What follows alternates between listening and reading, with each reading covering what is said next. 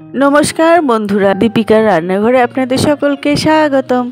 আজ নিয়ে এসেছি মটর দিয়ে আলুর তরকারি, একদম মিষ্টির দোকানের মতন।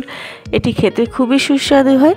তবে চলুন বন্ধুরা দেখে নিই কীভাবে বানালাম মটর দিয়ে আলুর তরকারি এই রেসিপিটা। এর জন্য প্রথমে 200 গ্রাম মতন মটর নিয়েছি। এটা সারা রাত্রে আমি ভিজিয়ে রেখেছিলাম।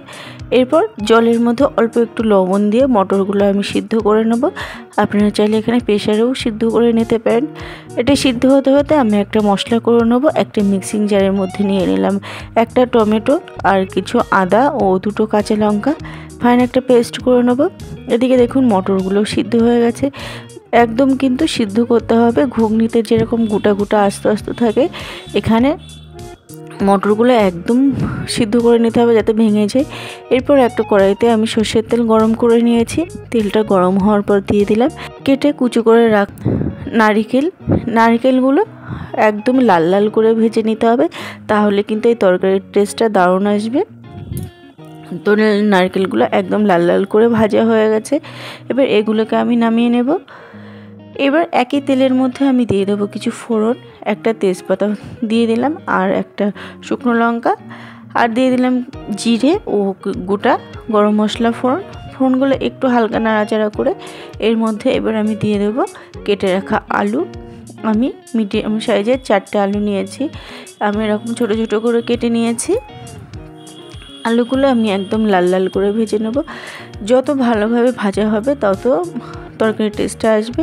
আর হ্যাঁ, এখানে আমি ফোড়নে একটু হিং অ্যাড করতে ভুলে গেছিলাম, তো একটু হিং দিয়ে দিলাম আর দিয়ে দিলাম করে রাখা মশলার পেস্ট। এগুলো দিয়ে একটু ভালোভাবে নাড়িয়ে চাড়িয়ে কষিয়ে নেব।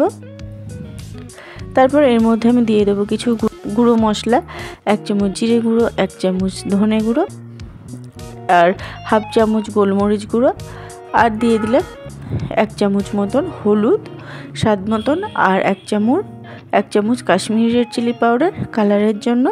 এবার সমস্ত গুঁড়ো মশলার সাথে আলুটা ভালোভাবে কষিয়ে নেব। এই কষাতে কষাতেই কিন্তু আলুটা একদমই সিদ্ধ হয়ে যাবে, তাহলে রান্না করতে একদমই সময় লাগবে না। আর এদিকে মটরটাও ভালোভাবে সিদ্ধ হয়ে গেছে। এবার ভালোভাবে মিশিয়ে নিলাম, মটরটা দিয়ে দিলাম সিদ্ধ করে রাখা।